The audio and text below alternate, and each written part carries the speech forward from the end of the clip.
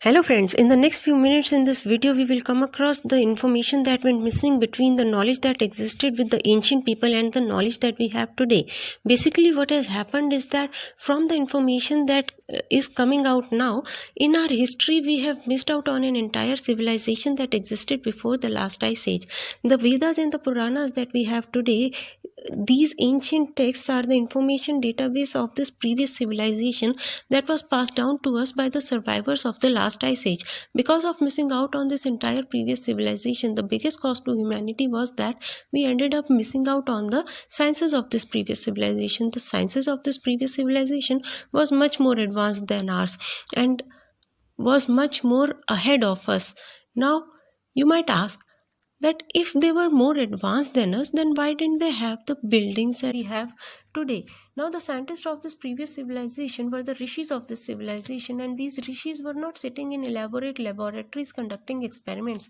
They were sitting on mountain tops enhancing powers of the soul. Now to give you an example of the powers of the soul, our scientists have since decades been trying to create the time machine which can take a human in past, present or future, but despite that they have not succeeded. But many of us in our dreams we see something that is about to happen in the future, either directly or in a symbolic manner.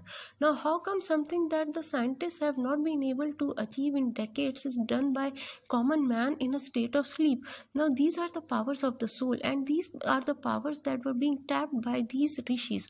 For example, a Trikaldarshi Rishi was a Rishi who could see the past, present as well as the future.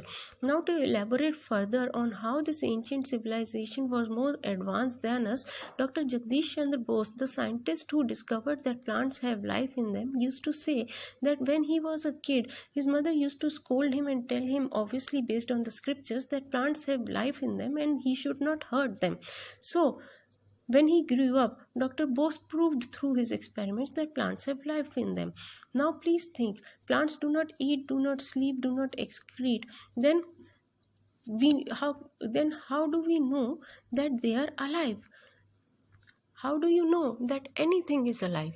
While our scientists are traveling across the universe looking for intelligent life in the universe, what we have skipped is that we haven't really understood what is the meaning of life. The meaning of life is that life is consciousness.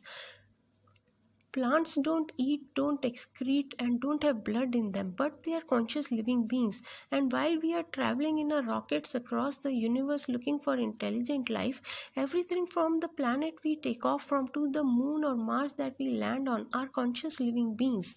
Ancient Greek mythology is full of stories about what the planets said and what they did. So the ancient Greeks also knew that the planets were conscious living beings.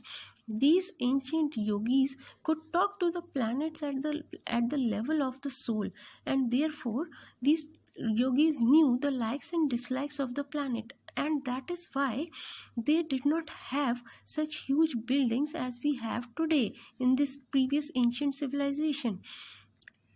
Also, I might add that the population is said to increase manyfold after each yuga. So the population that existed in the previous yuga was much less than what we have today. So why the ancient scientists did not have rockets to go into the space? That is because they knew a much more efficient technique called the astral body projection technique, wherein they would take out their astral body, or Sukshma Sharir as it is called in Hindi.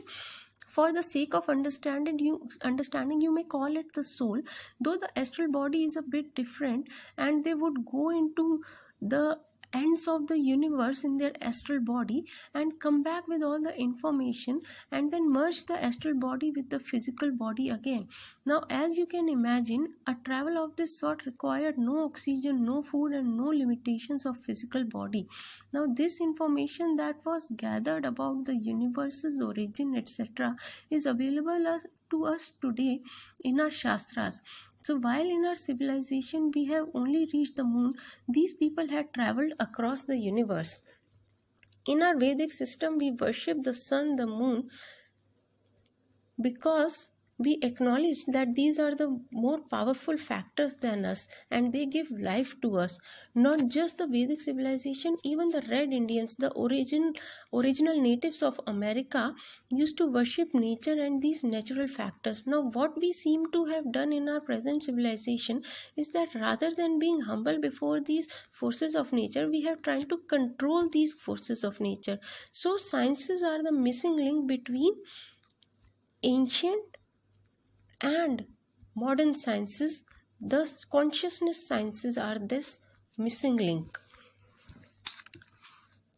Now to come to our dharma. So our dharma is the Sanatan Dharma that goes beyond these normal concerns that we have today. If you are a soul, then you are a Sanatan Dharmi. It does not matter that you are a Muslim, Christian, because the soul is a Sanatan soul or an eternal soul. Now let me give you an example, okay? More than 2000 years ago, Plato, one of the greatest Greek philosophers, described the universe as a single living creature that encompasses all living creatures within it. In this view, we live within a living system of unfathomable intelligence, subtlety, power, and patience.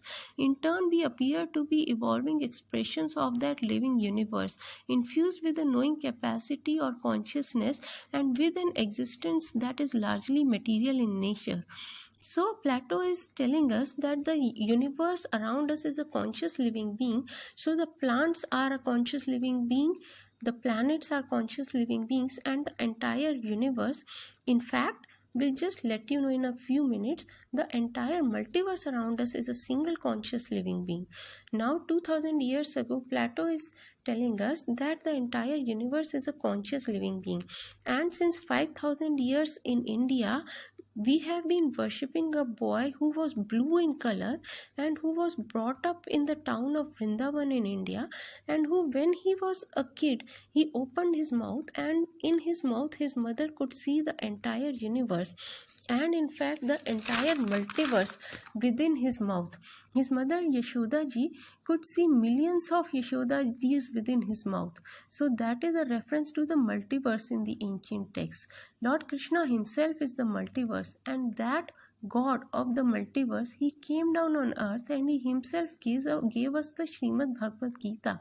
And not just this, even in chapter 11 of the Srimad Bhagavad Gita, when Arjuna ji sees the Virat avatar of Lord Krishna, he says that you are the sun, the moon, and the space in between. So what is the one term for the area that encompasses the sun, the moon, and the space in between? The universe, right? So both these times Lord Krishna has shown this universal form, in fact the multiverse form. So this is just one of the form of God.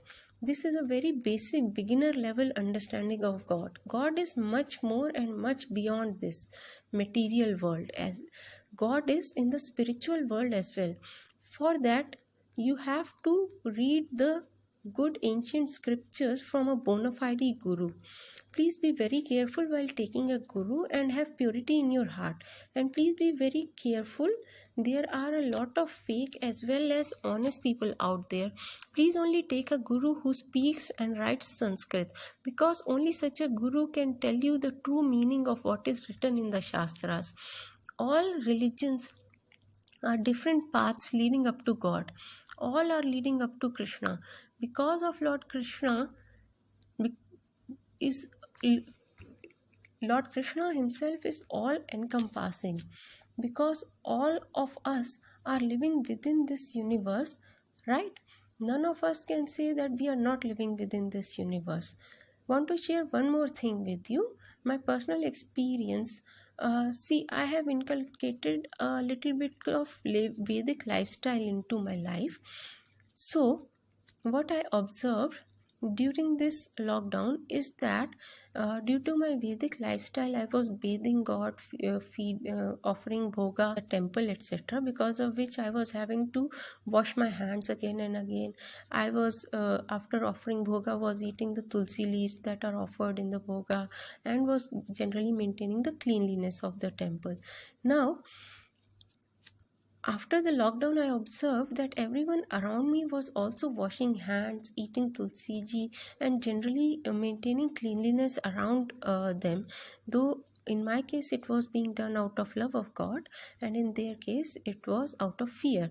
Now, the intelligence ones amongst us must have understood what I am signaling towards here. Also, of late, there is a lot of interest in the Shastras and Puranas amongst Hindus. So, it is a very good thing, but I would like to point one thing out. Please be very, very, very careful. Again, I am repeating, please be very, very careful while going after this knowledge. Go after this knowledge only to the extent and with the intention and with this thing in mind that you get to know what you need to do to please the Lord. Otherwise, the knowledge in these books is so vast and so huge that if you run too much after this knowledge, that and please be very clear about the reason why you are accessing the knowledge. Be very clear before jumping into the knowledge. It is only to please the Lord, so that you know what to do to please the Lord. Okay, Hare Krishna.